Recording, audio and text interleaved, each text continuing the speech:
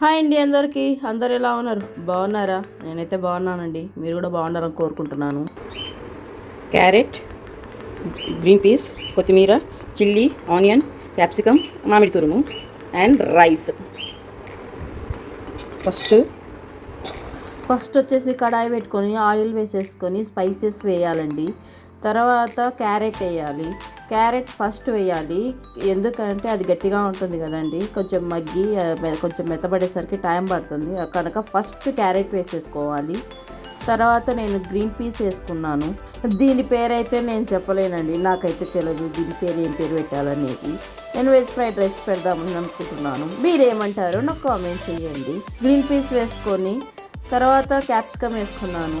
తర్వాత onion, chilli, తరిగి పెట్టుకున్న వెజిటేబుల్స్ అన్నీ వేసేసుకున్నానండి. ఇవన్నీ వేసుకొని కలబెట్టుకున్న తర్వాత లైట్ సాల్ట్ వేసుకున్నాను. ఈ వెజ్జెస్ అన్నీ త్వరగా కుక్ అవ్వాలంటే సాల్ట్ వేసుకోవాలి. నైట్ మిగిలిపోయిన అన్నంలోకి సాల్ట్ వేసుకుంటే కరగదండి, కూరలోనే వేసేసుకోవాలి. కాకపోతే నేను ఇప్పుడుదే అయినా కానీ నేను కూరలోనే వేసేసుకున్నాను సాల్ట్. నేను దీంట్లో కారం వేయలేదు, ఎందుకంటే ఆల్రెడీ చిల్లీస్ వేసాను కదా అనేసి. తర్వాత సాల్టు, ధనియాల పొడి వేసుకున్నాను. వేసి కొంచెం కలుపుకున్నాక మామిడి తురుము వేసుకున్నాను.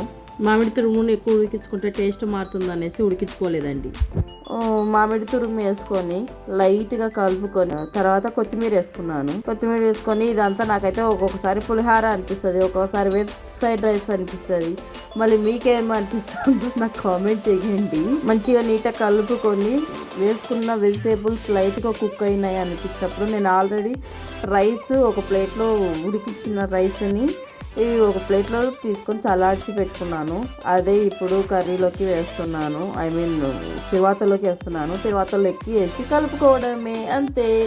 దీని పేరేమంటారు నాకైతే తెలియదు కనుక ఈ వంటకం అయితే రెడీ. టేస్ట్ అయితే మాత్రం చాలా బాగుందండి, టేస్టీగా ఉంది. మీరు కూడా ఇంతేనా?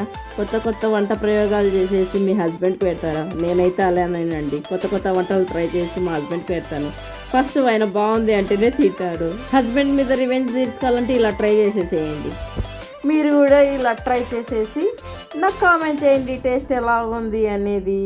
అలాగే దీని పేరు కూడా చెప్పేయండి. మా వీడియోలు కానీ నచ్చితే please like, share, subscribe to my channel. మరో వీడియోతో మీ ముందుంటా. Bye bye.